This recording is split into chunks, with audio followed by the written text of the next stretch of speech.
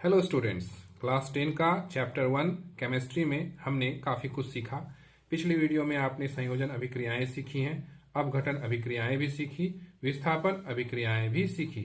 आज इस वीडियो में द्विक विस्थापन अभिक्रिया सीखेंगे, जिसे डबल डिस्प्लेसमेंट रिएक्शन कहते हैं। तो चलिए सीखें द्विक विस्थापन अभिक्रिया।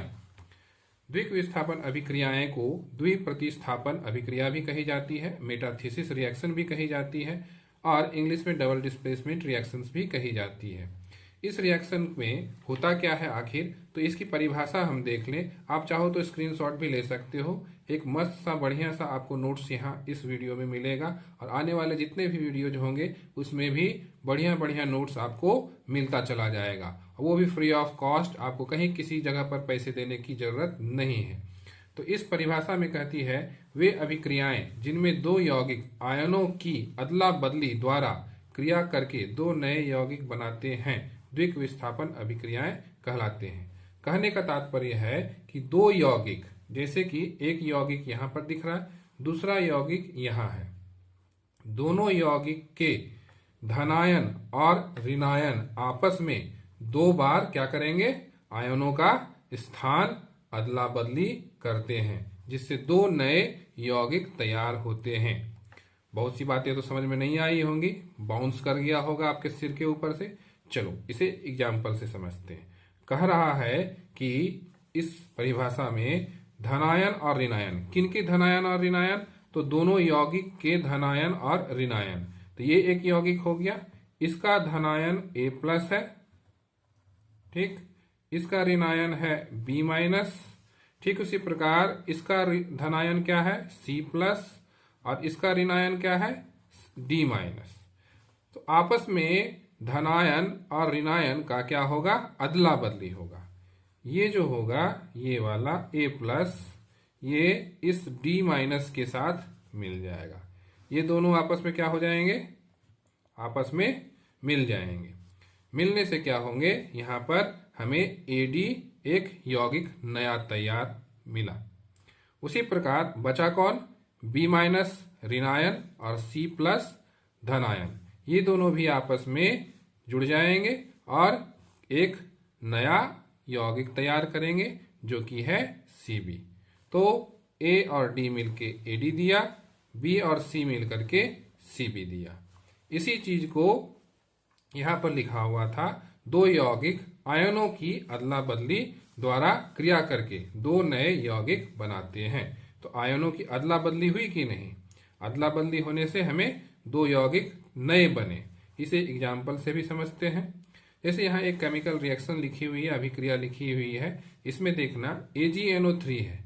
तो इसमें बताओ तो धनायन कौन होगा, धनायन यहाँ से Ag+ होगा और NO3 जो है माइनस होगा। तो यानी Ag+ धनायन, NO3- ऋणायन। इसमें देखना Na+ धनायन, Cl- ऋणायन। अब क्या होगा, पहले की जैसा ही यहाँ पर धनायन ऋणायन के साथ चला जाएगा और ऋणायन धनायन के साथ चला जाएगा, अदला बदली कर लेंगे। तो ये जो Ag+ आपको दिख रहा है यहाँ पर, ये वाला Ag+ और इसका जो Cl- है, ये आपस में मिल करके क्या देंगे, AgCl। पहले Ag+ के साथ कौन था, कौन ऋणायन था, NO3 था। अब NO3 Ag+ के साथ नहीं है बल्कि Cl- आ जाएगा और NO3- के साथ धनायन कौन था, Ag+। अब NO3- के साथ Ag+ नहीं आएगा बल्कि Na+ हो जाएगा। तो देखो अदला बदली हुआ कि नहीं, Ag+ पहले NO3- के साथ था, अब Ag+ Cl- के साथ आ गया। उसी तरह NO3- क्या था, Ag+ के साथ था, अब NO3- Na+ के साथ आ गया। तो Ag+ और Cl- मिलके AgCl दिए, Na+ NO3- मिलके NaNO3 दिए। यानी कि सिल्वर नाइट्रेट सोडियम क्लोराइड के साथ अभिक्रिया करके दो नए यौगिक का निर्माण कर रहे हैं, सिल्वर क्लोराइड और सोडियम नाइट्रेट। और एग्जाम्पल देखते हैं इसमें।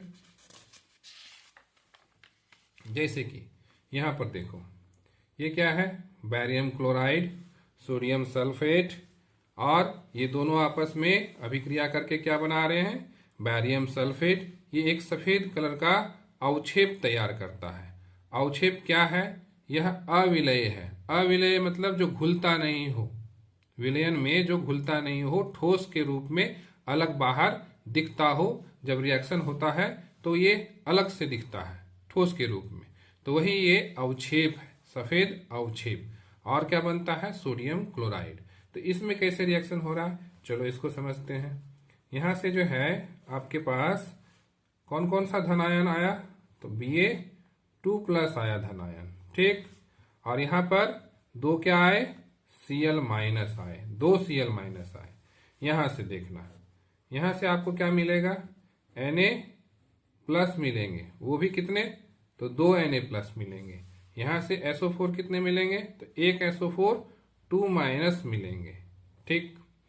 अब देखो इसमें भी धनायन ऋणायन है, इसमें भी धनायन ऋणायन है ना। यानी कि ये BaCl2 समझ लो कि एक परिवार है, इसमें एक लड़का है और एक लड़की है, शादी विवाह करने के लिए। इस घर में भी एक लड़का है और एक लड़की है, शादी विवाह करने के लिए। अब इसे भी एक बहू की जरूरत है, तो बहू यहां से लेगा। यहां पर एक बेटी है, बेटी को दामाद चाहिए, तो दामाद यहां से लेगा। तो यहां देखो, यह अगर इसे मान लें कि यह लड़का है, इसे पुतहू चाहिए यानी कि बहू चाहिए, तो ये Ba2+ किसके साथ जाएगा, ये इसके साथ जाएगा। तो ये देखो Ba2+ SO4 2- एक नया परिवार तैयार हो गया।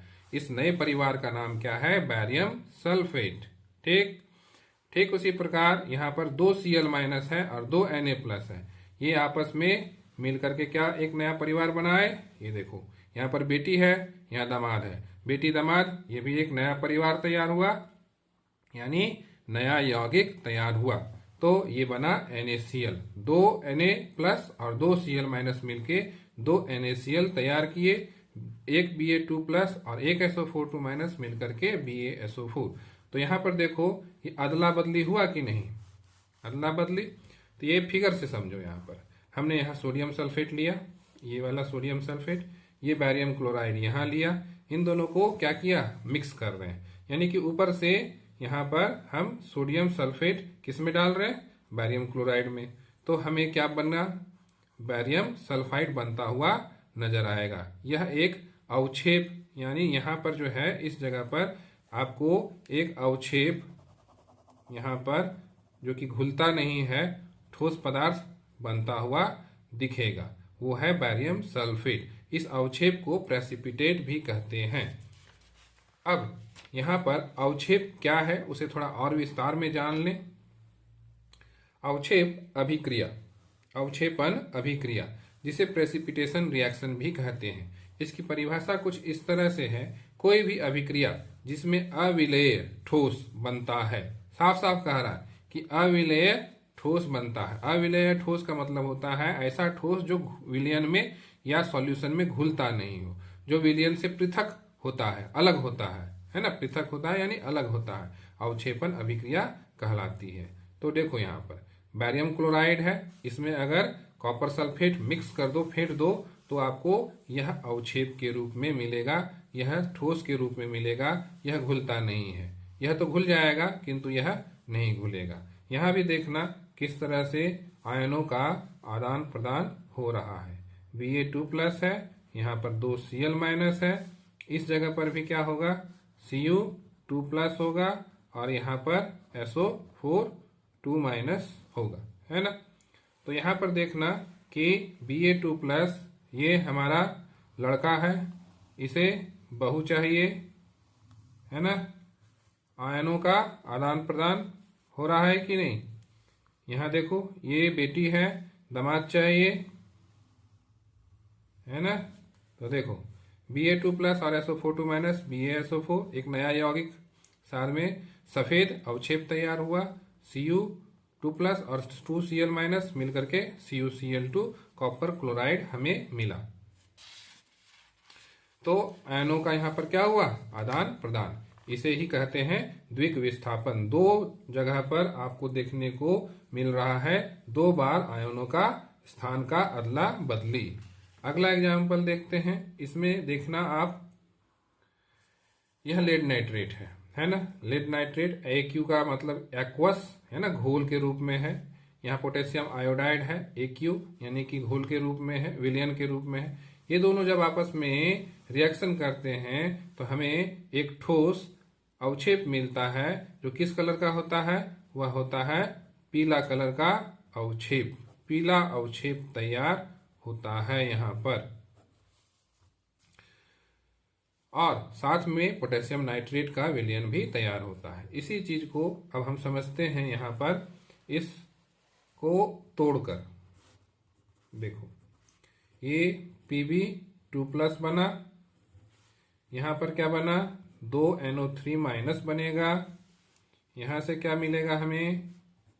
यहाँ से हमें 2K+ मिलेंगे और 2I- मिलेंगे। तो अब यहाँ पर क्या होगा कि ये Pb2+ जो धनायन है ऋणायन के साथ जाएगा, और ऋणायन जो है इसका किसके साथ जाएगा? धनायन के साथ जाएगा। तो धनायन और ऋणायन मिलके Pb और I, Pb2+ और I- PbI2 दिया, जो कि एक पीला अवक्षेप है। ठीक उसी प्रकार K+, 2K+ और 2NO3- मिलके हमें 2KNO3 दिया। इसी चीज को आप, इन दोनों को आप यहाँ पर देखो, PbNO3 यानी लेड नाइट्रेट और पोटेशियम आयोडाइड, दोनों यहाँ देखो। तो इसमें हमने क्या किया? लेड नाइट्रेट में ऊपर से पोटेशियम आयोडाइड डाल दिया। देखो यहाँ पर क्या कर रहे हैं? पोटेशियम आयोडाइड को डाल रहे हैं। तो डालने से क्या होगा? हमें एक पीला कलर का अवक्षेप देखने को मिलेगा। PbI2 जो बना, यही पीला अवक्षेप है, यही पीला अवक्षेप दिख रहा है PbI2 के रूप में। यहाँ से आपको बहुत से क्वेश्चंस आएंगे एग्जाम में, इसलिए इन जितने भी रिएक्शंस मैं बता रहा हूँ वो सारे के सारे इंपॉर्टेंट हैं। अब आप देखो यहाँ पर, ठीक उसी प्रकार ये कॉपर सल्फेट है, यहाँ से भी तोड़ के आप देखो, बहुत आसानी से आप एग्जाम के समय बना सकते हो। Cu2+ और SO4 ये बना। ठीक उसी प्रकार यहाँ से हमें क्या मिलेगा? 2H+ मिलेगा और S2- मिलेगा। तो फिर उसी तरह से धनायन और ऋणायन, इसका धनायन तो इसका ऋणायन, इसका धनायन तो बगल वाले का ऋणायन, अगर इसका ऋणायन है तो बगल वाले का धनायन। तो देखो CuS, copper sulphide, copper sulphide बना, ठोस के रूप में S लिखा हुआ है, और यह काला रंग का अवक्षेप होता है। अभी तक जो देखा अवक्षेप, सफेद देखा, पीला देखा, अब ये काला रंग का अवक्षेप भी तैयार होता है। साथ ही साथ देखो H और 2H+ है और SO4 ये मिलके क्या दे रहे हैं? H2SO4 सल्फ्यूरिक एसिड दे रहे हैं। तो यहाँ पर आयनों की अदला बदली हुई, इसलिए यह है द्विक विस्थापन अभिक्रिया। और देखते हैं यहाँ पर देखो AlCl3, यहाँ से भी हम आयन्स को अलग करते हैं। Al3+ आएगा, यहाँ कितना आएगा? Al3+, और यहाँ पर आएगा 3Cl-। यहाँ से कितना आएगा? कौन कौन से आयन आएंगे? तो 3 आपके पास NH4+, इसे अमोनियम आयन कहते हैं। क्या कहते हैं? Ammonium ion. तो अल्यूमिनियम क्लोराइड से हमें Al3+, 3Cl-, अमोनियम हाइड्रोक्साइड से 3 NH4+, और यहाँ पर 3 OH- भी हमें प्राप्त होंगे। अब फिर क्या होगा? धनायन यहाँ का, ऋणायन यहाँ का, अदला बदली कर लेंगे। अनायन पहले इसके साथ था, अब अनायन इसके साथ नहीं जाएगा, बल्कि ये अब इसके साथ जाएगा। अब देखो ऋणायन इसके साथ था, अब ये ऋणायन इसके साथ नहीं रहेगा, बल्कि ये ऋणायन इसके साथ जाएगी, है ना? तो अदला बदली हो गया स्थानों का, है ना? तो देखो Al3+ और 3OH-, ये सॉलिड अवक्षेप आपको यहाँ पर मिला, ठोस अवक्षेप अल्यूमिनियम हाइड्रोक्साइड, ये सफेद कलर का अवक्षेप है। ठीक उसी प्रकार 3Cl- और 3 अमोनियम आयन मिलके अमोनियम क्लोराइड आपको प्रदान कर रहा है।